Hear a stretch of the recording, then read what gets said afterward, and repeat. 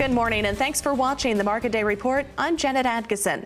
President Donald Trump outlines his goals for tax reform, including ending the estate tax and capping the maximum tax rate for small businesses. RFD-TV's D.C. Bureau Chief Sarah Mock joins us with reaction from Washington. Well, thanks, Janet. It is a hot and windy morning today here in D.C., and I think Republican lawmakers are hoping that those are the winds of change as they kind of set out on this fight for really transformative tax reform that they're planning to work on for the rest of the year. Now, how this plan will impact rural communities is a little unclear. We haven't really seen a lot of hard details coming off of Capitol Hill on this plan. Though the kind of reform that they're talking about hasn't been done in Washington in over 30 years.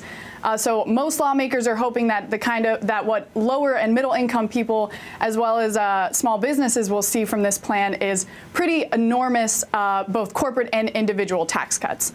So nearly half of West Virginians are working in what's defined as a small business. And yet they can face a tax rate as high as 39.6.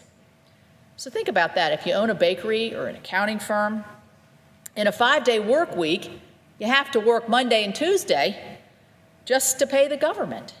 So it's no wonder that small businesses have found it difficult to open, let alone succeed in many parts of our country. Now, that kind of hopelessness and kind of what people are feeling was a theme of a lot of statements that we heard from Republican lawmakers today, and why they justified making this really huge tax reform plan, kind of making some changes to that 70,000 pages of the current tax code, rather than just doing the kind of simple tax cuts we've seen in the last decade or so. We also caught up with House Ag Chairman Mike Conaway this morning. He was pretty positive about what he thinks that this bill or some tax reform legislation will do for American farmers, though he was hesitant and acknowledged that it was unlikely that this bill or this kind of legislation will simply sail through Congress unchallenged. The tax reform plan that's been rolled out this week for all of America, I think, will be particularly important for rural America in several aspects. One, lower tax rates for all of us will be of a benefit. Lower tax rates on the business of farming, on the business of doing what rural America does best. Those lower rates will be good. Doing away with the death tax in its entirety, coming to grips with the idea that death should not be a taxable event, that's a fantastic win.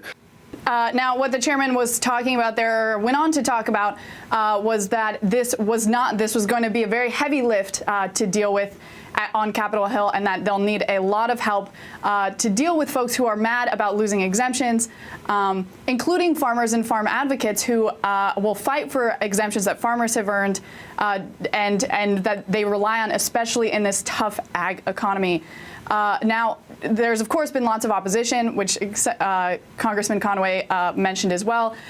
Senate Minority Leader, Chuck Schumer took to the Senate floor yesterday to oppose this bill. Many of his colleagues have followed suit, and they'll host a press conference a little later this morning to talk more. Now, on the Senate Ag side, we checked in with both Pat Roberts and Ranking Member Debbie Stabenow. They've been pretty quiet on their reactions, though Pat Roberts did say that he thought this bill looks positive for Kansans overall. He did not want to comment. He thought it was too soon to comment on what it could mean for farmers in particular.